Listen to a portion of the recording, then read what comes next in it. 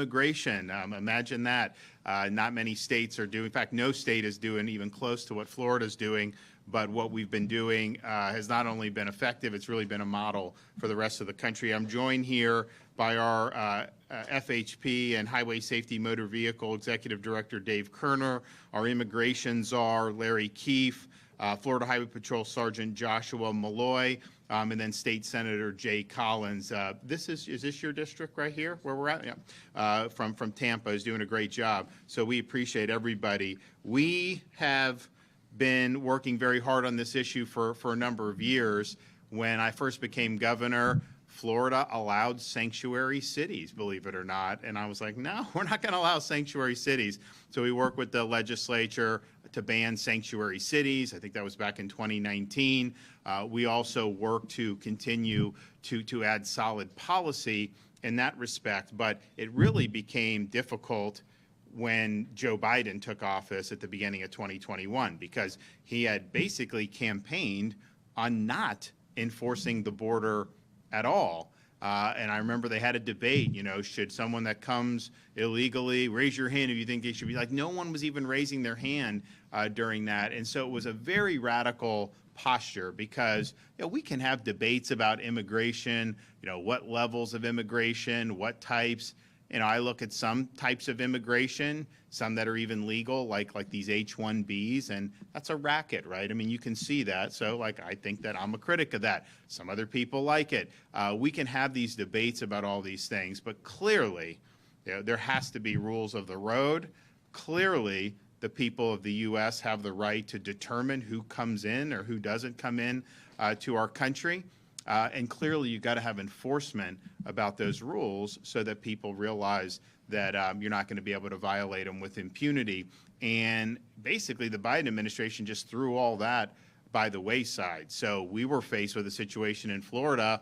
People would say, oh, well, you're not a border state. Why do you care? Why are you? Well, first of all, a lot of these people crossing the border wanted to come to Florida. That's why I cared. Second of all, it's just wrong to have the open border. And that has fentanyl, that has a whole host of things that affected all states, particularly in the continental U.S. So we were the first state to send people at the southern border to help Texas.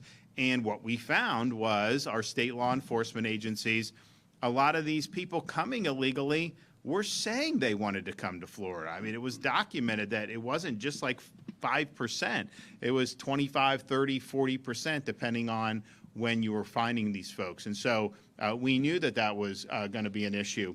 And so we did that, and we were proud of doing that. But we also knew we had to do more in the way of legislation. And so a couple years ago, we passed strong E-Verify provisions. We are now the leading state by far in usage of E-Verify. So what E-Verify does is it's already against the law to work here if you're not authorized to be here. That's true federally, that's true state. But people can come, who knows what documents, they could forge documents. Some people get hired without documents. But E-Verify, you have to run everything through, right? And it's very easy, it's no burden, but that will ping if somebody is not authorized to work. And so it's a disincentive for people to want to come to Florida to work illegally. And we've had more usage than any other state by far. Now, we're one of the biggest states, but we're not even close to as big as California or Texas, and we have way more than any state even close. And so that was positive. That wasn't enough, but when you look at this stuff, yes, having a wall, I'm supportive of that. I'm supportive of securing the southern border. I think the Trump administration has done a great job in the first 100, 120 days, however long they've been in, on doing that. But you also know that there's enticements that cause people to want to come. With Biden, the enticements were very strong, because literally you show up at the border, even if you got caught, they'd hand you a notice to appear in some court like a year and a half later and then just go on your way. Well, of course people, are going to do that. And if you go to California, you get all the benefits funded by taxpayers, or New York or Illinois or some of these other places. So these enticements are something that, so the E-Verify to say, no, we don't want to be a magnet with employment in the state of Florida for people who aren't authorized to be here and for people who are working illegally. People say, oh, I see these, what about like farms, all this stuff. They actually have worker programs that are authorized. You could critique those, and there may be flaws in those too, but you do have that, and people do utilize it. Now, if it's a legal program, a lot of times you pay more for that labor than you would if someone's totally off the books, so that's where you get that. But the idea that you can't have folks working on that is just not factually true based on what's going on.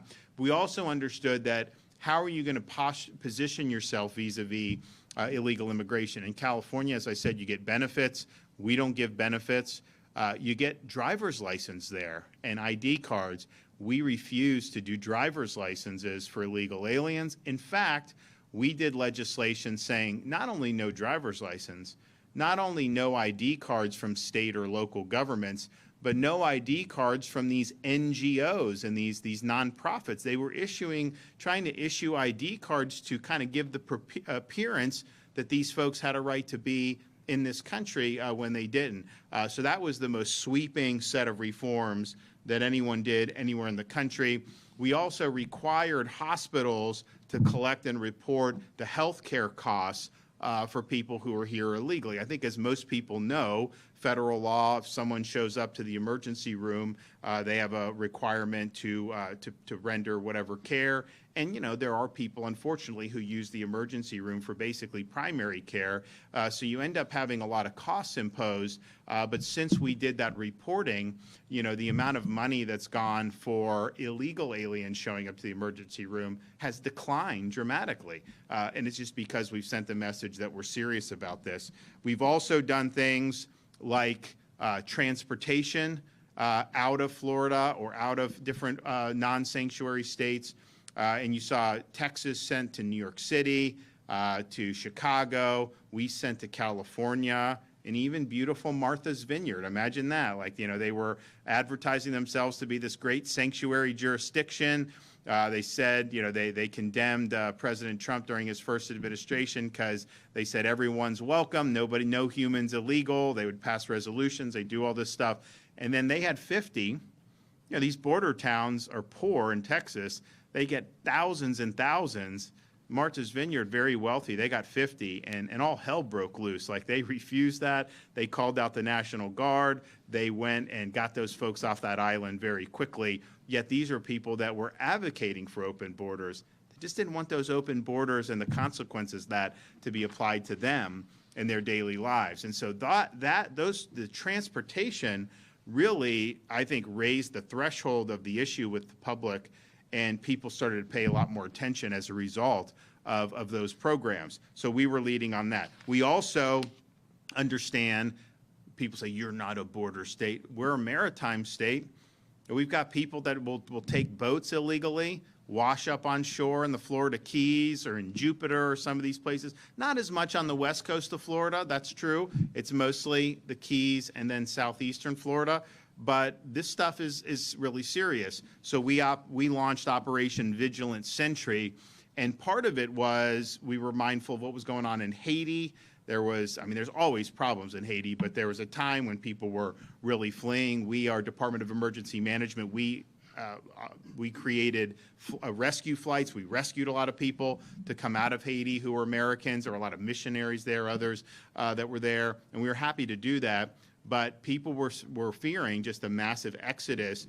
And I remember reports, Florida's going to get overrun and everything like that. Well, no, we surged our maritime assets, even when Biden was president, to work alongside the Coast Guard.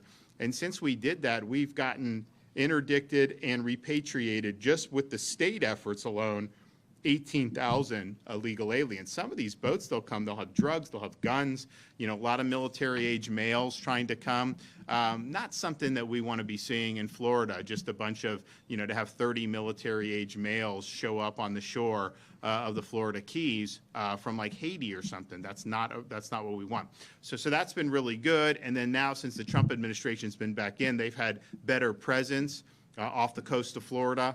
And we've got great radar, so there's been a huge amount of work that's gone into that, and I think it's been really, really successful in terms of what we've done.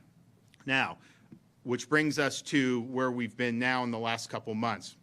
I think most people remember that in January, I called a special session of the Florida legislature to make sure that Florida was leading in efforts to assist the Trump administration with enforcement of immigration laws. And the reason for that is simple. You can't, when Biden, he let in 7-8 million alone. You have many millions more than that. You are not going to be able to make even a dent in that with just random ICE agents that are sprinkled around the country. And oh, by the way, with an agency that's been decimated since Biden was president. He decimated the interior enforcement. So we viewed the state and locals to have a huge role in helping make sure that this policy vision was realized, that what the voters voted for that they would get, that you would actually have these immigration laws enforced. That not only will help relieve burdens on communities, on schools, on healthcare, on criminal justice, but it also is a major deterrent for people trying to come illegally in the first place. And so it helps slow that flow down for folks who are trying to come across our southern border or even doing things like visa overstays. So we proposed a package of reforms that were the strongest in the country. Most important was probably, and like, look, the state didn't need this because I told our agencies, you got to do it, but we required state and local law enforcement agencies all across Florida, municipal, county, and state, to participate with federal immigration enforcement efforts. And that usually takes the form of these things called 287G agreements, which is basically an agreement with a local agency or a state agency to be part of these operations. We call it a task force model. And so you see some of the things that have happened recently, which I'll talk about, that gets integrated, and that ends up being a real force multiplier for that. Now, I had my agencies do it anyways, even without the legislation, but we still wanted to make sure that everyone was on the team. So that was one. The other one was we wanted to make it a state offense for someone to come into Florida illegally, especially people that have been deported previously. And we structured that a little bit different than what Texas did because we knew that it would get challenged in court. And yeah, they found a judge, but this is on appeal. There'll be a lot of things that happen about that. And I think ultimately we'll be vindicated. But we need to give tools to our own state law enforcement. I mean, you can't have a situation where if you have another president that views his role like Biden to not enforce the law, that somehow states are left defenseless and we can't do anything. I mean, think about this. What these people will say is the Constitution has a supremacy clause, and when the federal government's acting in accordance with the enumerated powers in the Constitution, that trumps what states want to do. And that's true as far as it goes. And so they say immigration is just about federal. Now, that would make sense if the feds were trying to enforce the law and the states were trying to sabotage that, then yes, supremacy clause, right? You can't pass legislation that goes against what federal law is on an issue that the federal government has constitutional jurisdiction over. But that's actually not how they choose to apply that. In fact, it's the opposite. These same people who say states shouldn't be enforcing immigration law because it undermines the federal government's authority in this matter, they don't care that you have sanctuary cities and sanctuary states. Biden never did anything against sanctuary cities or sanctuary states, not at all. They thought that was fine. Those are all their folks that were doing it. So somehow this is developed. It's kind of like a heads they win, tails they lose.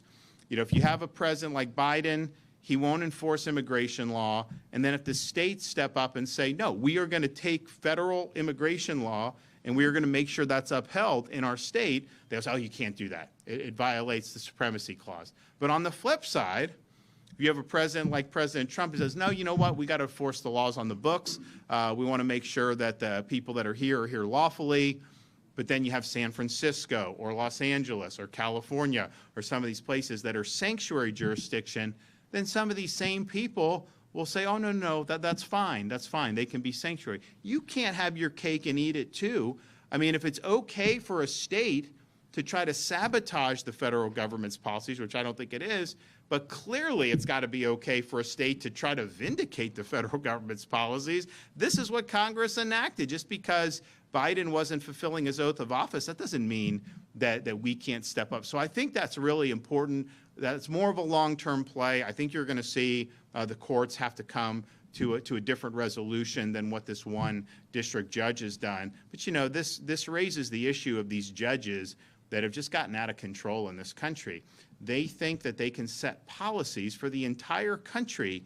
Having one district judge in one pocket of the United States of America, you do not have the power to issue edicts that apply nationwide. It's just not the way our constitutional system was designed. So you'll have people that will bring cases, you can go to Hawaii or California or wherever, find one judge to say something that the Trump administration is doing is unlawful, and then they will issue an order saying this applies nationwide. The federal government must cease any of this. That is not the way courts are supposed to operate. Courts have authority under Article 3 of the Constitution to decide cases and controversies with the parties before them. So you can bring a suit, someone can defend it, a court can decide, and that binds the people that are parties to the case. You can't then say you're binding everyone in the United States based on one district judge. The U.S. Supreme Court has not been aggressive enough in policing this. And it's really I think it's caused a crisis in the judiciary. I think it's caused a lack of credibility. I think the public looks at this and that you can almost predict what some of these judges are going to do, regardless of the underlying law. And I think it's really undermined the authority of the courts. And the Supreme Court has the ability to reel that in. Justice Thomas has talked about not allowing these nationwide injunctions. I think there's been more nationwide injunctions in like the first 4 months of this year than there had been in the previous 4 years against the Biden administration. I mean, and they were doing things like, you know, unilaterally forgiving student loans. I mean, they were doing a lot of things, but it's just applied differently. So you have this one case in Florida where the judge said that somehow there was an issue with the statute that we passed, and then she's expecting our Attorney General to be ordering around law enforcement who weren't parties to the case that somehow they have to cease operations in certain areas. None of those people were parties to this case. You don't have the authority as a judge to bind people that are not before the court. That's that's way beyond what Article 3 empowers you to do. And so you can decide that case, and she decided it wrongly, but that applies to the parties before the case. It does not require the Attorney General to go out in every corner of the state to people that had nothing to do with that case and tell them that somehow they're not capable of enforcing the law. But that provision was something that's very important. We also cracked down on this catch and release. You know, you have illegals committing crimes, and Biden wouldn't take them, so they'd get released into society. We don't want that. We want people to be held. We don't think that they should get bail, particularly if they're committing serious criminal offenses. If ICE wants to take them, that's one thing, but just simply releasing them back in our community, that is a total non-starter. Unfortunately, you know, you have judges that will sometimes be very weak when it comes to setting bail conditions. We changed the law so that they have to consider some of these factors, and the public, I think, would probably have more recourse now if they didn't do it. So, and then we did other things in that bill. We got rid of another enticement. Before I became governor, Florida enacted in-state tuition rates for illegal aliens. That is inappropriate. Why would you be doing that? I mean, it's hard enough to get into our universities. Now, you know, when I was growing up here, like, people would view, like, I mean, if you were a halfway decent student, you got into almost every state university. You know, now it's very, very competitive. I mean, you look at University of Florida, incredibly competitive, USF, all these. So, first of all, why would we even be given spots? But then why would you be giving a tuition discount to somebody that's not even authorized to be here? You have people that live like across the Florida border, like St. Mary's, Georgia. Some of them, you know, their parents may work at like Mayport in Florida, right? So they're not technically Florida residents, and yet somehow they would have to pay full out-of-state tuition, but somebody whose parents aren't even lawfully here would get in-state tuition. It makes no sense. And so that was rolled back. Finally, we had worked very hard to do that. We've got to put Floridians first. We got to make sure we're standing up for our citizens. So that whole package was something that was really meaningful. I'm glad we eventually got it done. But let's just remember that when I proposed this, we had the leadership in the Florida House reject doing anything on immigration enforcement. They said it was premature. They said the governor, we're the legislative branch, and the House of Representatives, we determine the governor has no role here, and they were saying all that stuff. Well, you know what? The voters did not like hearing that, because they're like, what are you waiting for? This is like what we've been waiting, this opportunity here to make good on this mandate after the 2024 election, and you're saying it can wait, or we don't need to do it? No, we needed to do it. And so I think they realized that they were in bad spot there. But rather than just do the right thing, they came up with, in the Florida House, this bill that would basically have made Florida a sanctuary jurisdiction. It eliminated everything I talked about that we have done. It eliminated all of that. It totally kneecapped the governor and state government. It would not allow the governor to be involved in any immigration enforcement whatsoever. In fact, local governments weren't even allowed to talk to ICE unless they got approval from a cabinet officer. It was really designed to sabotage immigration enforcement. Now, they named it the Trump Act, and I think they thought that people would be gullible enough to think that that meant it was a tough bill, but people saw right through it. They saw that it was a charade. You can write a sanctuary bill, but just putting a red hat on it isn't going to make it anything other than a sanctuary bill. We're not fooled by that stuff. And so there was a real negative response. I know Jay Collins was very strong in the Senate in calling out what the House leadership was trying to do. And so that collapsed. And so finally, we're able to get these policies in place. And so what has that meant for us? All 67, and this would not have happened without our legislation, all 67 Florida sheriffs have entered into 287G agreements with Immigration and Custom Enforcement to be active participants in this mission. You look at our municipalities, many of them have entered into these agreements, and many more are on the way. So if you look nationwide at all the law enforcement agencies that have entered into 287G agreements with the federal government, more than half of them are in one state. Guess which state that is? State of Florida. So first of all, where's the cavalry? Why? I mean, I honestly thought when we did this that I thought other states would follow. I really did. Now, maybe the other states saw the House shenanigans, and maybe the message got a little muddled there for a while as they were trying. But we have over half of the law enforcement agencies in this country that are in this fight with those agreements are just in one state, the state of Florida. We're not the only red state in the country. And so we're leading. I think others really need to do more. So we've done that. So we've highlighted recently what's happened as a result of that. We have, with Operation Tidal Wave, worked with Immigration and Custom Enforcement. This was like, 4 or 5 day efforts, would you say? And we got over 1,100 illegal aliens across the state apprehended. MS-13, 18th Street Gang, Barrio Aztecas, Brown Pride Aztecas, Tren de Aragua, of course, one of the worst criminal organizations coming out of Venezuela, all represented in that.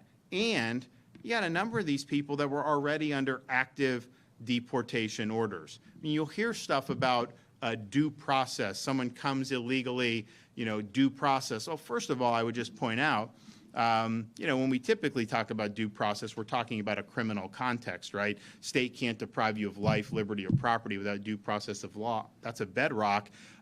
Immigration enforcement, indeed, that is not a punishment. It is not a criminal enterprise. If you're here and you're deported, that's considered, a civil action. Now, it is a crime to be in the state, to be in the country illegally, and you could do potentially a criminal trial to hold someone accountable. But if you're just simply removing them on the other side of the border, that does not mean the same due process that would attach to people that are brought up on criminal charges, obviously Americans, but even people that are here. It's not the same thing. But put that aside. However you come down on that, we have in Florida probably 70 to 80,000, maybe more, illegal aliens who've already gone through a lot of process, have already appeared before an immigration judge, and these aren't actual Article III judges, by the way, they're executive branch employees. and they've been ordered to be removed. Final orders of deportation issued. Why would we be discussing anything else at that point? Of course you have to follow that order. So there were a lot of people that were targeted in the tidal wave operation who were already under these orders. They don't even need to go through. Even if you want an O.J. Simpson trial for every illegal alien, which, by the way, you can't do, right? It's just implausible. And I think to myself, how did Clinton deport all these illegals? Hell, even Obama had a lot deported. Now, I know Obama, they changed the definition, so inflated his numbers. But like Clinton was in for 8 years. He deported like a couple million people.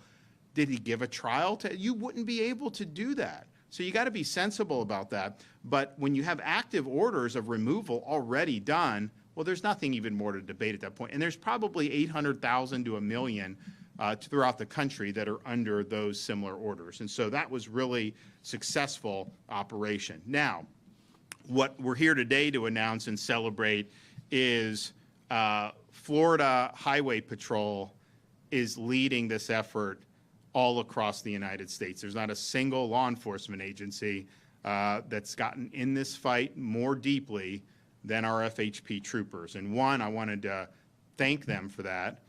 Two, wanted to let folks know that this is really the model for what needs to be done all throughout the country. Now, when even before this legislation was passed, I had Dave Kerner negotiate the 287G agreement for FHP. We also had Florida Department of Law Enforcement and Florida Fish and Wildlife and our Florida State Guard that entered into similar agreements with the federal government. What this does, it's like you get law, what is 287G? Basically, it trains you in immigration, but then you have authority to act in the realm of immigration enforcement. When Biden was president, these guys pulled over an illegal driving drunk. They could call ICE, and ICE may want to come take them. How many times do you think ICE wanted to come when Biden was president? Not very often. So they could have done that, and now you probably get a better response, but that's not they don't have enough manpower. Well, now they are in a position to be able to handle these operations all the way until they're processed for deportation. And so earlier this week, we had more than 100 FHP troopers sworn in as special deputy U.S. Marshals, which is even over and above the 287G. That empowers state troopers to execute federal warrants and to remove dangerous criminal aliens from our communities. Now, as I mentioned, Operation Tidal Wave used Highway Patrol, FDLE, local law enforcement to great effect. What we have now with FHP is that they are able to conduct immigration operations wholly independent of the federal government. And there's no one else in the country where they're doing that. Now, Tidal Wave was a task force model where they were working in conjunction.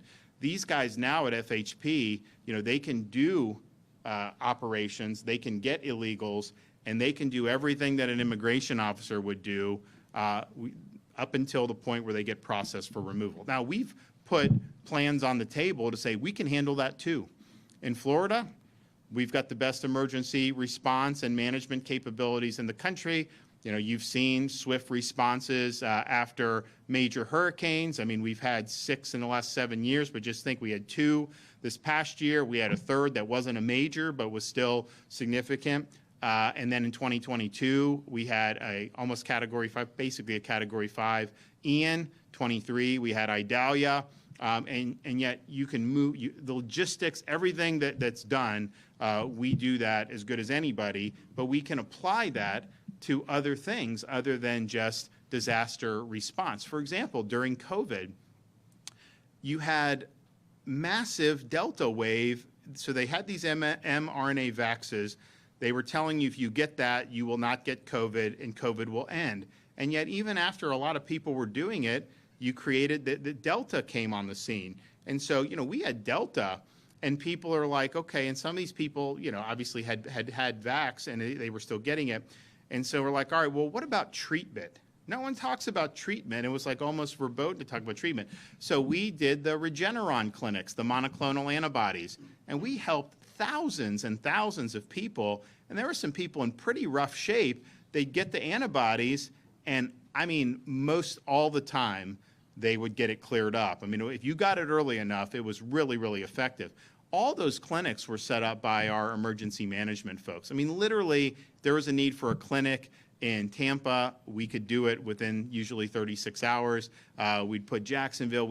So we ended up having all these clinics. It was hugely successful, so much so that Biden took away our monoclonal antibodies after we had been doing this for 4 to 6 weeks, which was really, really problematic at the time. But that's what happened. So we used it there. We've also used it to rescue people from Israel after October 7th. We have a lot of Americans that go over there, and a lot of them are from Florida. We also have people who are Israeli American who live in Florida and are Florida residents, but also spend time there. And so we knew that there was a need for that. Federal government was kind of dragging its feet. So we brought back, like 800-900 people from Israel. First flight landed in Tampa, not too far from here. So we're versatile with that. And so we have a plan on the table, if the feds approve, where we can take some of the military judge advocates, let them act as immigration judges. We can do makeshift detention space, and then even do transportation. I mean, honestly, it's easier to fly somebody to Central America than it probably was to Martha's Vineyard anyways, and so we can do that too. So this can be soup to nuts for us.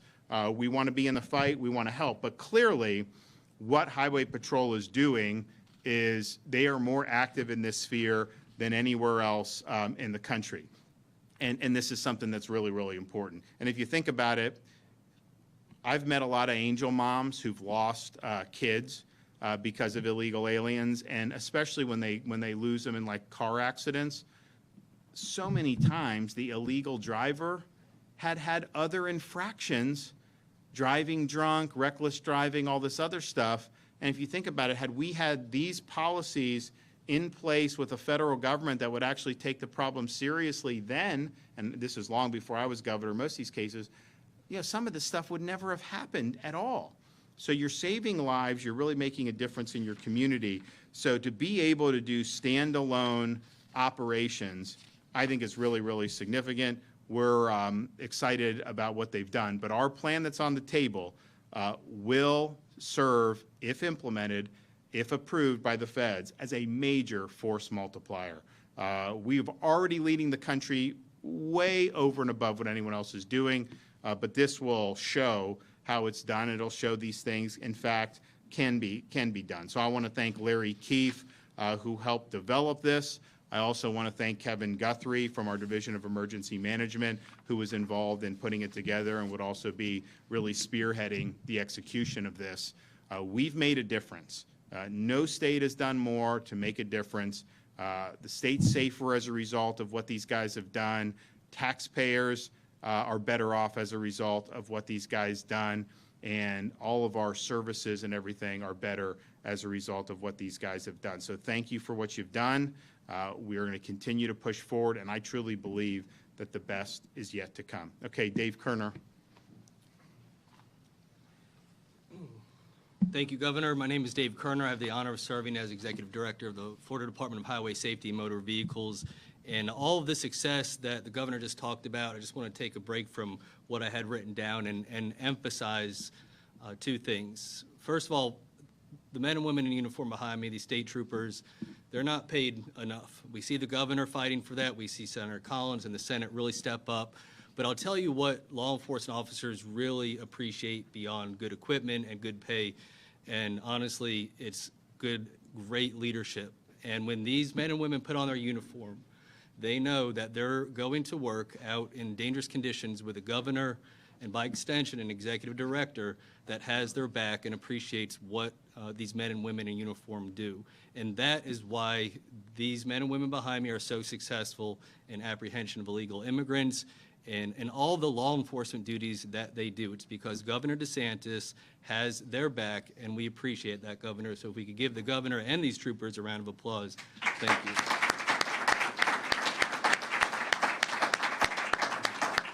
It's an honor to join the governor along with Director Larry Keefe and Master Sergeant Josh Malloy. We have Senator Collins here as well, who's been just an outstanding leader on law enforcement, immigration in the Florida Senate. We appreciate what's going on right now, and we appreciate you standing strong with our troopers and our law enforcement officers. We have General Hartzell here as well. Thank you for being here, General. I know you appreciate those comments about good leadership. And then, of course, Sergeant Josh Malloy and his CIU team, outstanding law enforcement officers here today. And we're privileged to give an update on our immigration and enforcement operations in the state of Florida. As Governor Desantis has pointed out, Florida leads by multiples and multiples in terms of enforcement, but it's not just enforcement. In just over 4 months, state law enforcement has stood up a highly effective force of investigative, of enforcement, logistical, and transportation elements, far outpacing any other state in the nation.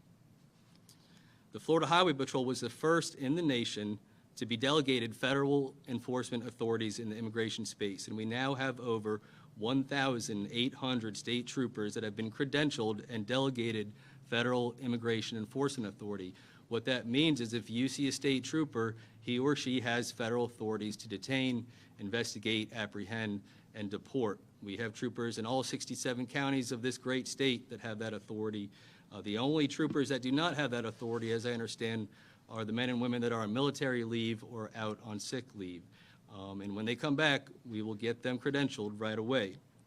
Most recently, Florida Highway Patrol has executed on several independent operations utilizing their independent federal authority that has yielded unprecedented apprehensions of illegal immigrants, many with significant criminal histories, prior deportations, and allegiances to transnational narco cartels and gangs.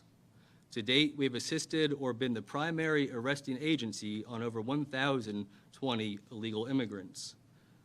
But with our federal partners, we are doing more than just making apprehensions. We are innovating and we are expanding upon techniques, databases, processes, and ultimately creating a state-led enforcement arm that can amplify the capacity for apprehensions by several multiples of what already exists. We are creating a model, in our belief, that can be exported to other 49 states in the United States.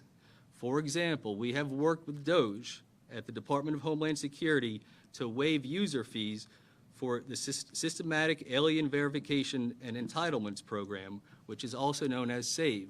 This is the database that law enforcement and states use to verify lawful presence in the United States. To waive those fees is a very big deal. It's about $30 million just here in the state of Florida because of the governor's leadership, because of the negotiations that we've successfully accomplished with DOGE and the Department of Homeland Security. Those savings and that access on the roadside for a law enforcement officer will be felt and seen and utilized nationwide. We are integrating technology so that troopers and law enforcement officers on the road can have real-time access to alien status without any cost borne by the state or local agency. Much attention has been paid recently to an operation that Troop C Tampa Criminal Interdiction Unit team executed last Wednesday. This operation was featured on Fox nationally and revealed some of the success and capabilities that the Florida Highway Patrol has achieved as we continue to improve upon our operations. For example, CIU troopers, many of them standing behind me today, were able to apprehend 30 illegal immigrants in just over an hour. It is important, just for some clarification, the way that I view immigration enforcement are there are really two buckets of illegal immigrants. One are those that came across the border, whether they're seeking asylum or they had some sort of lawful presence given to them for a period of time. Those are what we call informally men and women that are on a list that we can go out and apprehend with final order of deportation. But there's a whole nother element to this where people cross the border, whether with good intentions or not, and oftentimes it was very bad intentions, that we don't even know who they are, we don't know where they live, we don't even know that they're here. And what we found is the type of techniques that the Border Patrol and now the Florida Highway Patrol are using on these operations is really allowing us to uncover the non-documented illegal immigrant in the United States and in the state of Florida. These folks live in the shadows. We don't know who they are, and I think personally that the men and women in the state of Florida have a right to know who is in their community. And by using these efforts and techniques, we are uncovering that shadow population. As the Florida Highway Patrol continues to expand our enforcement efforts throughout the state, so too will our ability to apprehend illegal immigrants. Without a commensurate growth in our ability to provide detention space, our enforcement efforts will be significantly restrained. On May 9th, 2025, President Trump issued a presidential proclamation pertaining to the self-deportation program. Section 3B directs the Secretary of Homeland Security to deputize no less than 20,000 state and local law enforcement officers to engage in enforcement and removal operations. For a scale, at over 1,800 state troopers deputized already, we right here in this room represent nearly a full 10% of the 20,000 officers nationwide that the President has set as a goal. Several other local and state agencies in Florida are due to be deputized in the near future. If there were ever a model of success and effectiveness in the immigration enforcement space, it is Florida, it is the Florida Highway Patrol, and we look forward to working with our federal government partners to enhance our detention and deportation capacities. All right, Larry.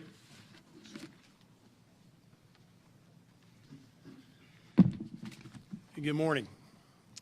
What I want to do today is give you a progress report, a progress update on what you heard the governor mention, maybe Director Kerner mentioned it, but this operation plan, the Florida blueprint, the prototype, the archetype, what it is that we're doing in Florida, 37 pages of here's what we recommend for the country, here's what we recommend for the other states, that I'll talk a little bit more about in a second.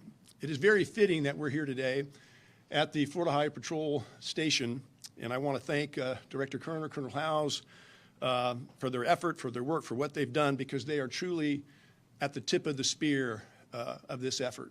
And the work that they have done thus far, I believe that you will see, for reasons that I'll talk more about in a moment, that within the next 60 days, according to the President of the United States, you will see what it is that you are doing is becoming this blueprint or this role model for the rest of the country. And within the next 60 days, the techniques, the methods, the things that you were just mentioning in your remarks will be the standard that our brother and sister states apply in the effort that we're going through here today. So just by way of a quick background so I can report to you the more recent developments of what's happened with the Florida blueprint, everybody remembers about 100 days ago, about the time of President Trump's inauguration, he declared a national emergency and he issued an order saying, go secure the borders and restore our national sovereignty to the federal agencies. And he also said to the federal agencies, go out and these at least 15 million that came in during the Biden administration, go find them and mass deport them as soon as possible. 2 orders from the President of the United States. And I can't praise our federal partners enough that within 7 weeks, they had operational control of the border. That's just huge. We kind of skip past that because we're moving to the mass deportation issue, the going and finding the illegal aliens embedded in our communities. But our borders have been secured in 7 weeks. That's just stunning. And I always want to make certain that I throw that out to our federal partners on that. But then attention focused on this mass deportation issue, where at least, just looking back 4 years, 15 million embedded in the heart of this country that needed to be found, identified. Where are they?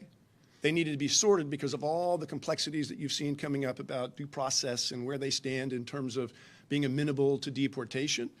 So there's finding, there's sorting, and then there is the detention, deportation, and transportation, huge logistics issue that the governor alluded to in terms of Florida skills learned in COVID, learning in the rescue from Americans in Israel post the Hamas terror attack, and what we do all the time with hurricanes. Those skills became in great value that I'll talk about in a moment. So our federal partners have to figure out where to start in this endeavor, and they need to find a state that they can rely on that has all of the right things to maximize the chances of success, because for every 15 federal law enforcement officers in this country, there's 85 state and local law enforcement officers in this country. You need these force multipliers. It all depended on the force multipliers.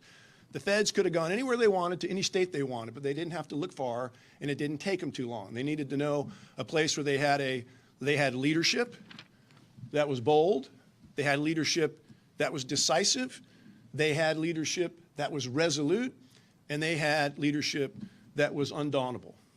And they knew where to find that. They wanted to see a state that did difficult, big things under stress, under risk, that didn't mind being the laboratory because you don't know how it's going to go. Well, they didn't have to look very far. They looked right to the state of Florida, and they chose us. Our federal partners, who we've come to know very, very closely, very intimately, are extremely under a lot of pressure. They have a tough boss. We have a tough, reliable boss. And they picked and they chose where they wanted to go to build their prototype to the state of Florida.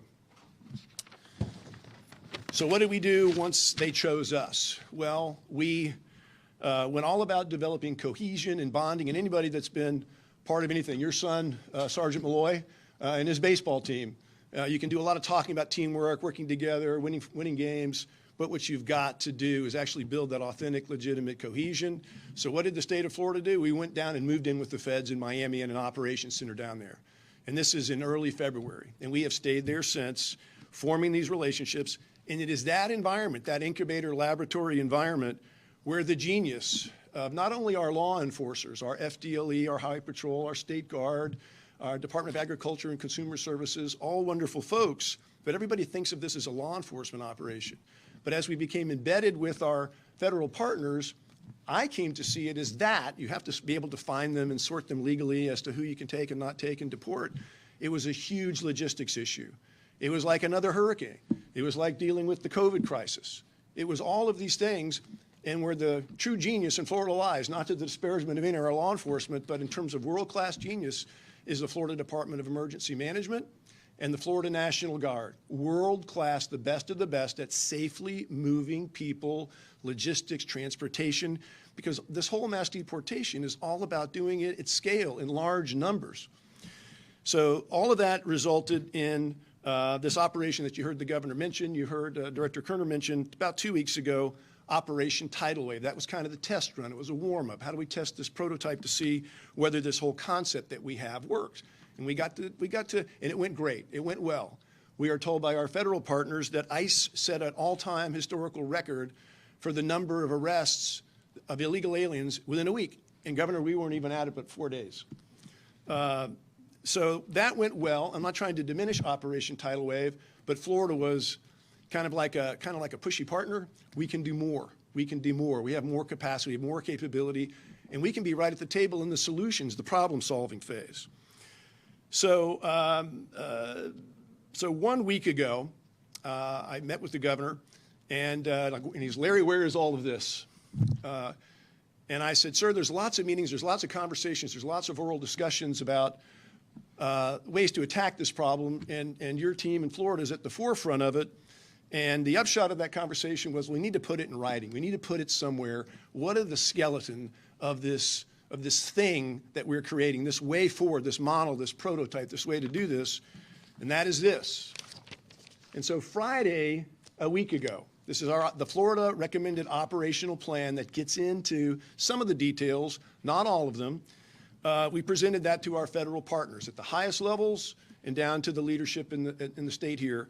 And that was 1 week ago, this 37-page blueprint. Last Friday, as in 3 days ago, which I am calling Federal Friday, two things came out of the White House, out of the Trump administration, and our federal partners in this space. The first thing was that we were notified by the operational leadership at DHS that not only was Tidal Wave a great thing, and we might be doing the Tidal Wave operation or some variant of a named operation every so many weeks or so many months, and then it's back to normal, back to usual. We were told that Tidal Wave was so successful, and the trend or pattern for the state of Florida and what we're doing was such, that is the new normal. Operation Tidal Wave and more. Operation Tidal Wave is tied in conjunction with our federal partners. The operation that you just did 3 days ago is this 287G fully deputized federal agents able to go out there, run and operate and do the things that they do. But in terms of the federal partnership side of this, it is going to become what you saw in Tidal Wave, a persistent, permanent pressure that's tied to the voluntary relocation program. You've heard about reversing CBP-1 to CBP home and the voluntary deportation, to where, in order for that to work, this constant, permanent, persistent pressure is going to be the new normal here in the state of Florida. And for a reason I'm about to mention to you, the other thing that happened on last Friday, Federal Friday, was the President of the United States entered an executive order where he ordered that in not more than 60 days, this approach, strikingly similar to everything we're talking about in Florida, is going to be implemented and scaled nationally, not sometime in the future, but within, not later than 60 days, that is going to happen. The description of what that means in the executive order is that there will be an intensive campaign to remove illegal aliens who fail to deport voluntarily. And without getting ahead of the governor of the state of Florida, you can be looking for Florida's help and assistance in regard to voluntary deportation. Rather than go through the time, expense, and effort and all the drama of the involuntary deportation, Florida is likewise very much a part of the creative side of how do you do this and what will be the unique Florida ways to add to President Trump's voluntary removal campaign. Lastly, I want to talk about another law enforcement agency that is crucial to this effort and to the public, and of course to policymakers in the state of Florida. In this whole endeavor, mass deportation is quintessentially about numbers. It is how many do you begin with and how many are being deported or apprehended and detained pending deportation. How many are there to begin with and how many do you have along the way? The key Florida organization that is dealing with that issue is the Florida Department of Law Enforcement, Commissioner Mark Glass and his brilliant staff. Not only are they doing many, many things in regard to intelligence, working with collecting information, putting together the target packages, they do so many things. But in my view, the most urgent and critical thing that they're doing is not only collecting the data from the police officers, from the Highway Patrol, from all of the 287G qualified people in the state of Florida, they're collecting that information real time to know how much time, money, and effort are we spending in this? How many hours are spent during a encounter or work on this? Where did each encounter occur? Who was involved in each encounter? Did our federal partners actually follow through and take them in detention and deport them? All of that information, the plan is to put those up on transparent dashboards, because I know the governor likes to win and the governor likes to keep score and not just engage in shiny object chasing. And by gosh, we're going to do every single thing we can because Florida likes to be the best and we like to compete. So we're going to keep track as best we can and have for any one of you to see how much time, money, and effort are we spending in this, what is the upshot of it, and if there are people that we're catching that are being released for whatever reason, why? What is the choke point? What is the friction point? The governor mentioned that there's between 70 and 80,000 of people, not just illegal aliens, but ones who have gone through all of the hoops of the due process that are out there somewhere in the state of Florida. So we're in a hole. We're going to dig our way out of it. It's an honor to have this job, Governor, and that's all I have. Thank you. Okay.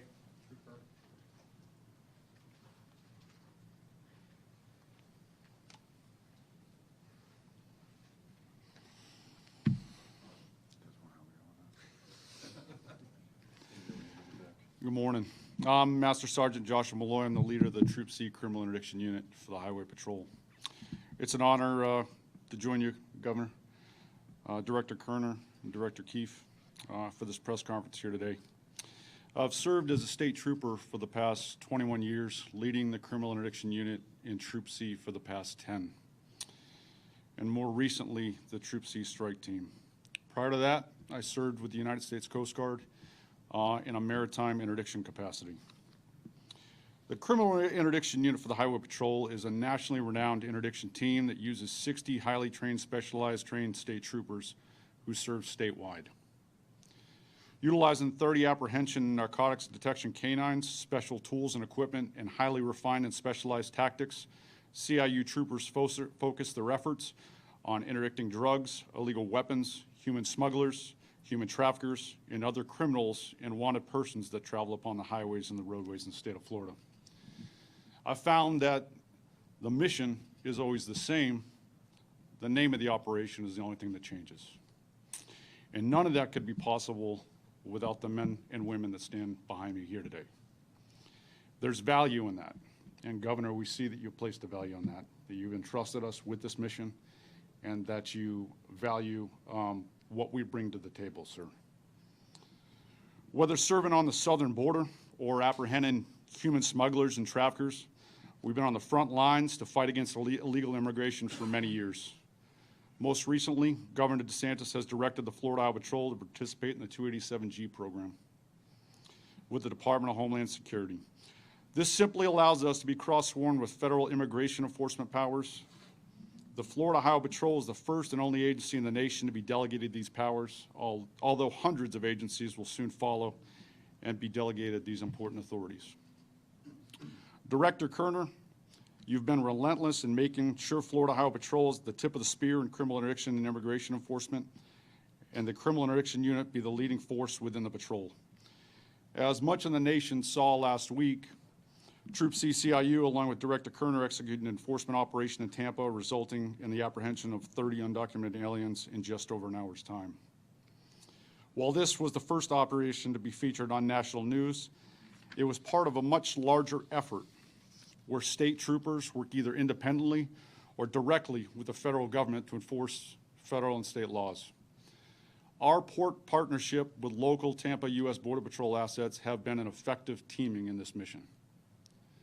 During this operation, 3 undocumented aliens fled from one of our traffic stops and ran across several lanes of I-4.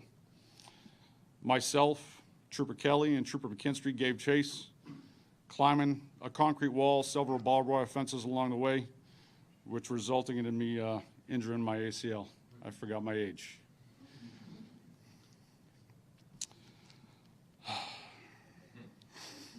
Yeah. Which is the reason I stand before you today with assistance. Myself and Trooper Kelly was also injured as a result of the jump from the wall, continued to pursue the subject on foot, locating him a short time later with our air asset, hiding in a shed of a local residence. The criminal interdiction unit, in conjunction with my strike team, took the subject into custody, transported him to the county jail where he was charged with felony burglary, amongst other charges. As a veteran law enforcement officer and the leader of the Troop C criminal interdiction unit, we have seen firsthand negative effects of illegal immigration on the state of Florida and our communities. We have witnessed the massive amount of drugs and contraband being moved by cartels. We have recovered countless victims of human trafficking and human smuggling, and we have witnessed the sheer number of illegal aliens that have made their way to Florida in the previous 4 years. Governor Desantis, we are honored to be the tip of the spear in this fight against illegal immigration. We remain committed to using our authority and skill sets in support of this mission. We know that you've entrusted and directed the Florida Highway Patrol to help build the model of state-led enforcement of immigration that can be exported to each and every state within the United States. We are thankful for your leadership and partnership that we have established with the United States Border Patrol and the Immigration and Customs Enforcement. Thank you very much.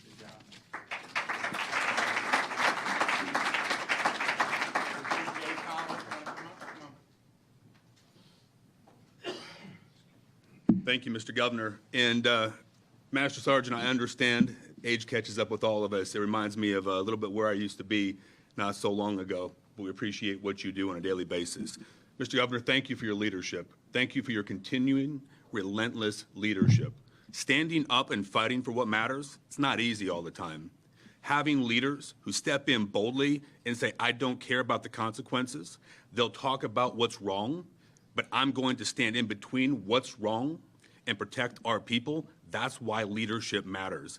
I want to talk about the troopers behind me. I want to talk about what they do on a daily basis to protect and preserve our communities. I also want to talk about their families. And I want to go on the record unequivocally, as always, as saying time, tools, training. You deserve all of the time, all of the tools, and all of the training you need to complete your mission, but more importantly, complete your mission and return home safely, because they are citizens just like us. When things go wrong, they run to the threat rather than stepping back, and that is what community leadership is all about. I talked briefly about the governor and his leadership, but let's talk about what this sounds like. Listen to what was just said by the speakers ahead of us. That is good government. Our federal government working with our state government, working with troopers in local communities and people around the state. Doesn't that sound like effective governance, like things going right, what we actually want from this?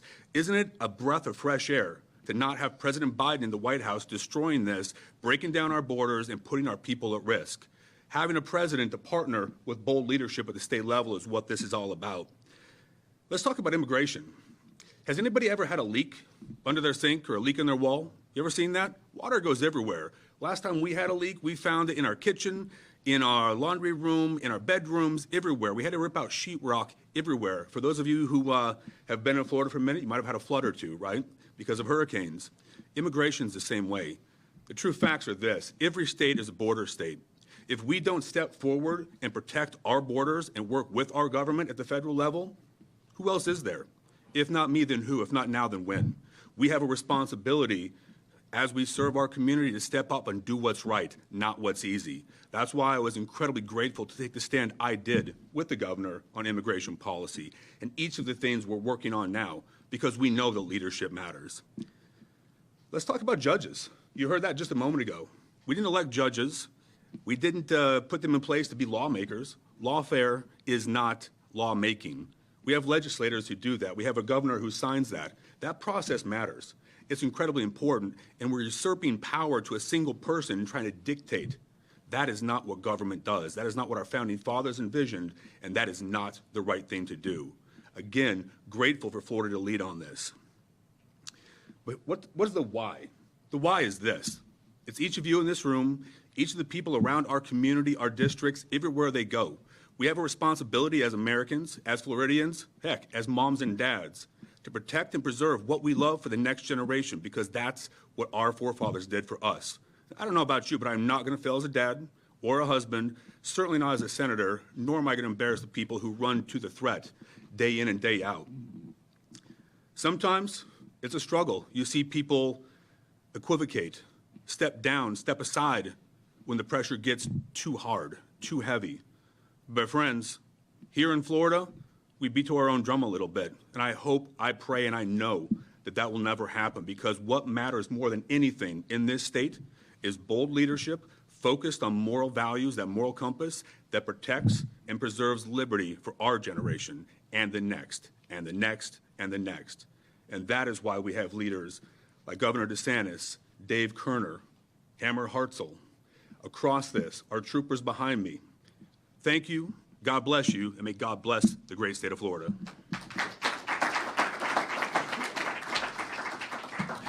Well, thanks. I appreciate everybody's comments. Now, I just make a couple points. One, on the executive order that the president issued on Friday saying not longer than 60 days, you have state and local cooperation with the federal government. Just understand, that's the federal government inviting cooperation, but the federal government can't commandeer state and local entities. That's why what we did in Florida was so path-breaking and so important. Well, we made the decision as a state that our state and local entities would be on the team.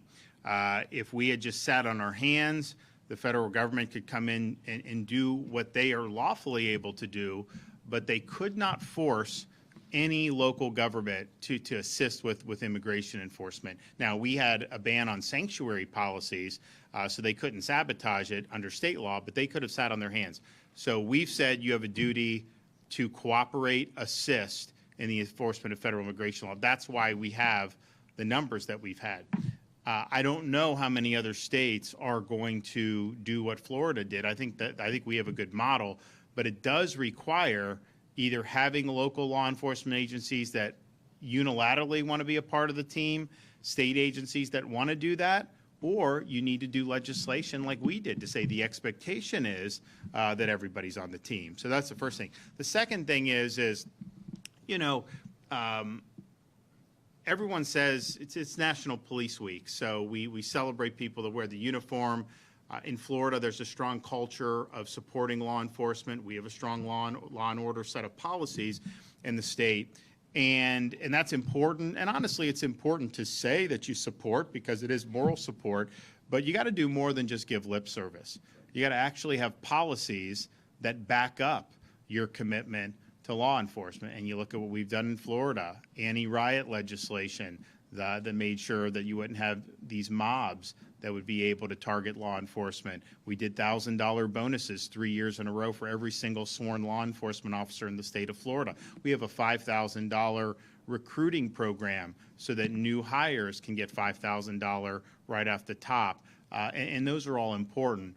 And I'd say, looking at what I proposed this year, I know what Senator Collins and his colleagues in the Senate support is we need to give Highway Patrol a raise. We need to increase their salaries. First of all, they've earned it.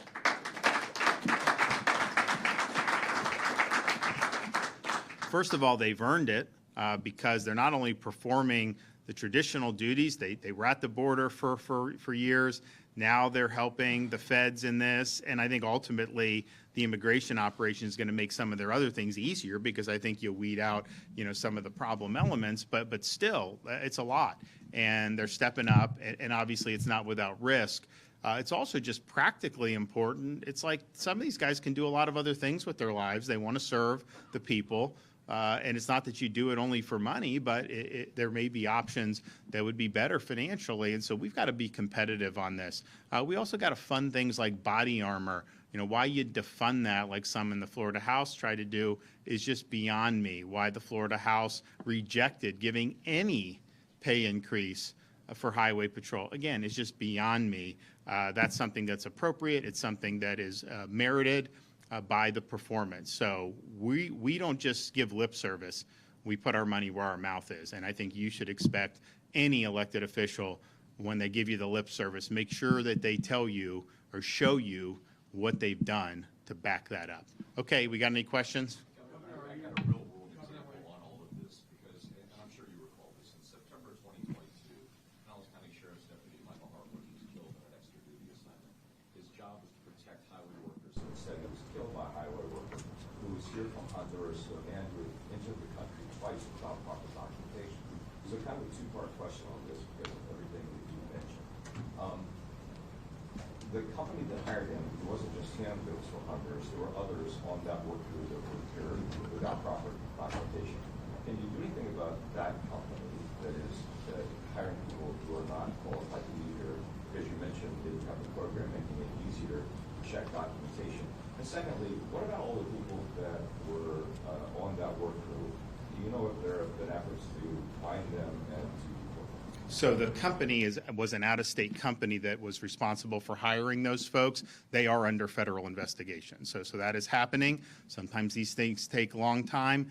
It's our belief, and again, I'm not privy to what the feds have, but it's our belief that this is not just a one-off, that this was part of an orchestrated effort to bring in illegal labor into the country and then to get them into positions obviously at much cheaper rates, and so some of these companies could benefit. So I actually do think you are going to see, because it's interstate, that's the feds taking advantage of that. And yes, there have been investigations beyond that, not only in the feds, but also initially with the state. So I do think you're going to see some accountability. I think it's part of a larger issue, which is why you haven't seen maybe as much as we would thought at this point, but I do think you're going to see some pretty big busts down the line, and I don't think this is limited to this instance. I think this is pervasive throughout the country. Governor, are you open to the idea of budget summit, and do you think the state government is at risk of shutting down? Well, I can tell you this. Since I've been governor, if you look at rainy day fund, compare when I came to now, we've almost quadrupled the state's rainy day fund. Debt owed by taxpayers. 180 years of Florida history. Since I came in, we've paid off 41% of it. We've done some of it early through our debt repayment program, saved taxpayers hundreds of millions of dollars. The budget we have right now, after my vetoes last June, is less than the budget that was the year before us. The budget I submitted recommendations is even less than that. And yet, even with the surpluses, even with the debt reduction, even with all those things, we have done major things like support law enforcement, like support transportation and road projects. I mean, you've seen stuff here in Tampa Bay that got done because we've really infused needed resources into that. Look what we've done with environmental restoration. Look at what we've done with Everglades restoration. I mean, this has been really, really huge. Look what we've done with education. And we've had more billions of dollars for teacher salaries increases. That had never been done in Florida history before. We've done it. So we have a formula that works.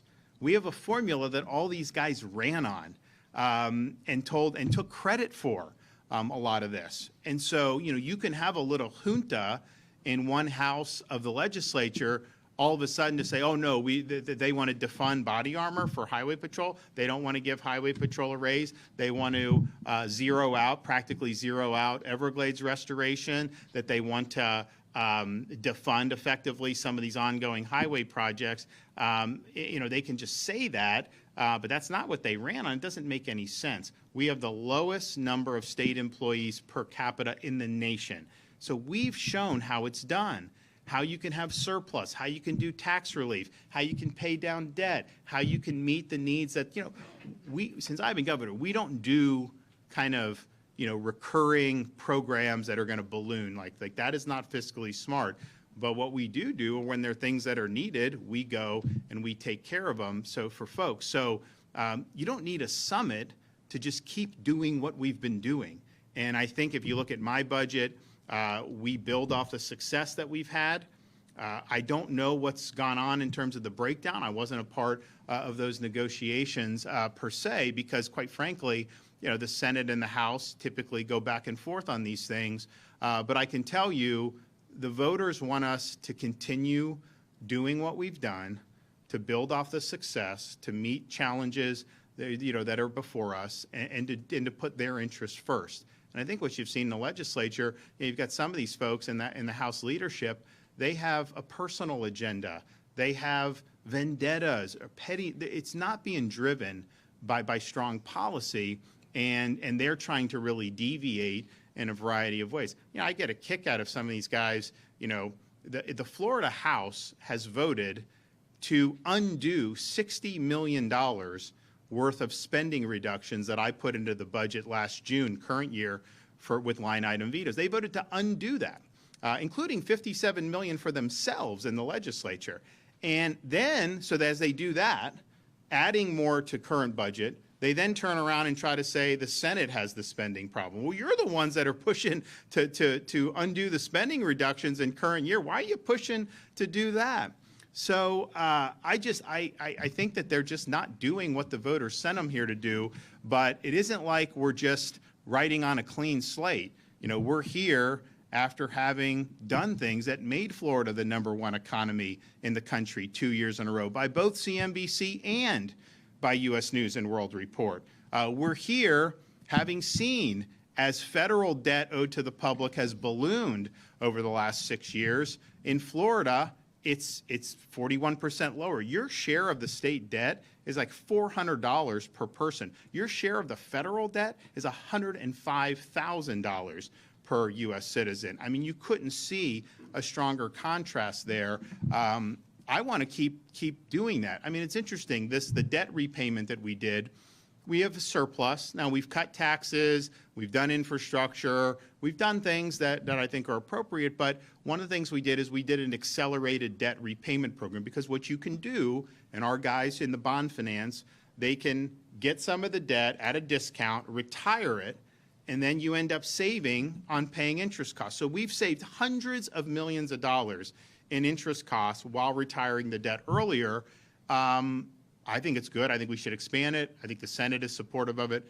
The House, they don't want to do any more debt repayment. They want to just stop, even though we know it'll save taxpayers hundreds and hundreds of millions of dollars. And so, what I would say is, you've seen kind of what's been done. You've seen Florida have a lot of success.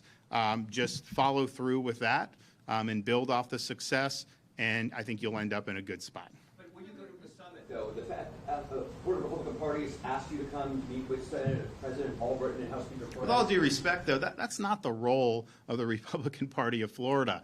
And so no, we're not going to do a dog and pony show. That's not the way this works. The way it works is people should do their jobs.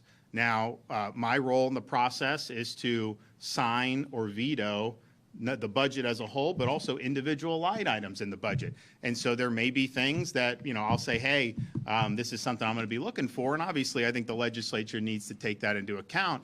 But the reality is the House leadership has kind of careened off course the whole session, not just on the budget. Let's just be clear. This has been the whole session this has happened. The whole immigration, we're up here celebrating this, right?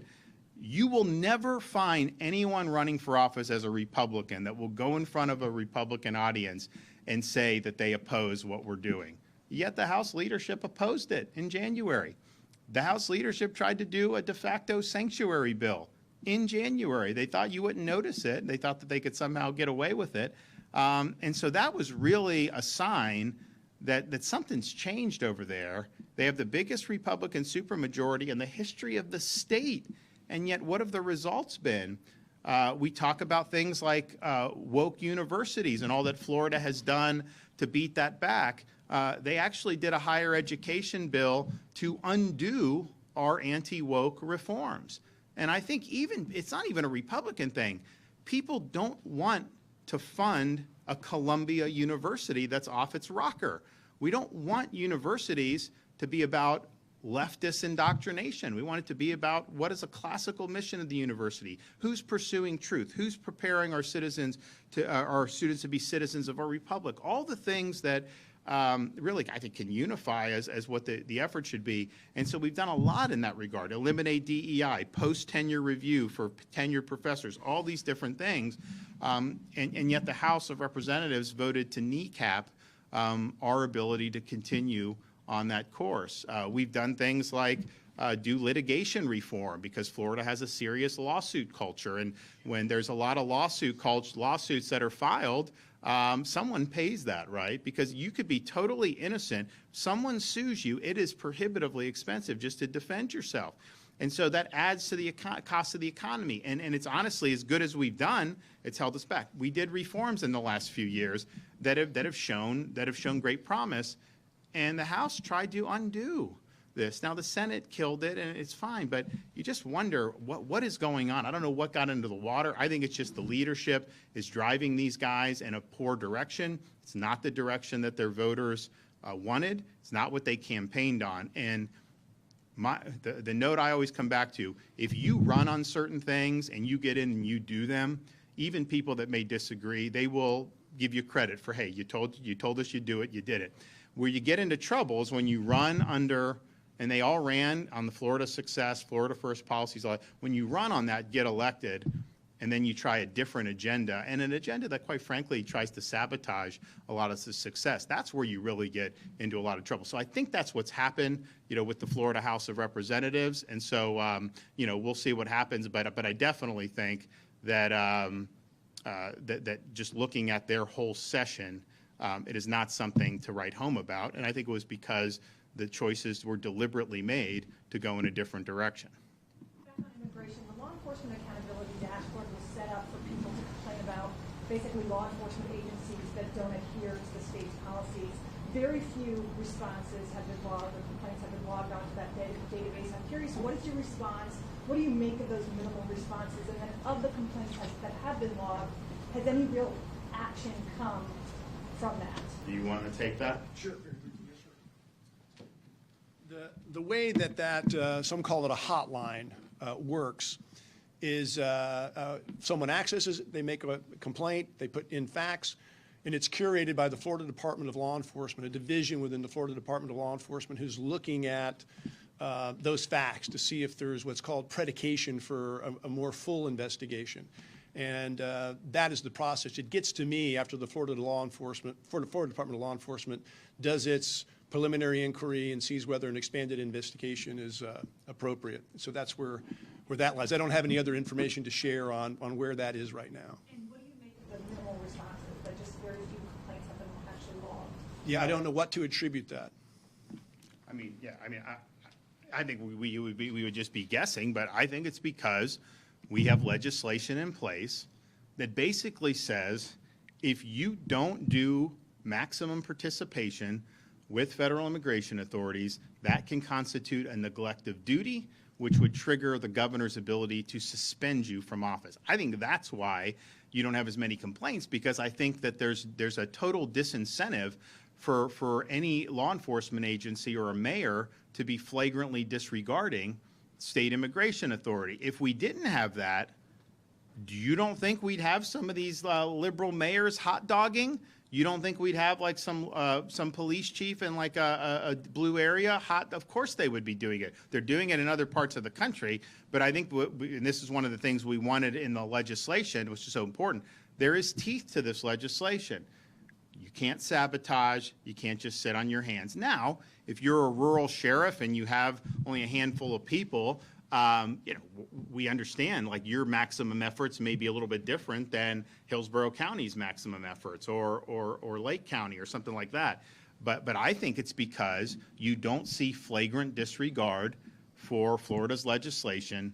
And look, most of our law enforcement wouldn't do that. So don't misunderstand me. But I think you would have had pockets of either municipalities or agencies that would have taken a different posture. There's no incentive to do that right now. And I know we had some examples like Orange County.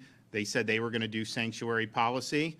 Attorney General wrote them a letter saying, you ought to maybe consult the statutes in the state of Florida. And they didn't do the sanctuary policy. So I think that's probably the biggest reason why. Governor, are you coming closer to appointing lieutenant governor or CFO? Of course, every day that goes by, we're a little bit closer. I did say I wanted to get through the legislative session, see how the dust settled. Obviously, dust is still settling. Now, it doesn't mean at this juncture that I couldn't do anything before a budget gets laid on the desk, but I also just am mindful that there's still work to be done, and I just want to make sure that we kind of see that process through. But we will do it, and that will happen, relatively soon. I just want to be clear, though, on the potential of a shutdown. I mean, do you believe that there's enough negotiating heft here to avoid that from happening? Well, so our fiscal year starts July 1st. I can't imagine that it would come to that. I mean, what does that say? Again, we're not writing on a clean slate. Like, all you have to do is just copy and paste what's been done. Yeah, do a little flourishes on it, of course, but this is not like you're having to reinvent the wheel. This should not be very difficult to be able to do.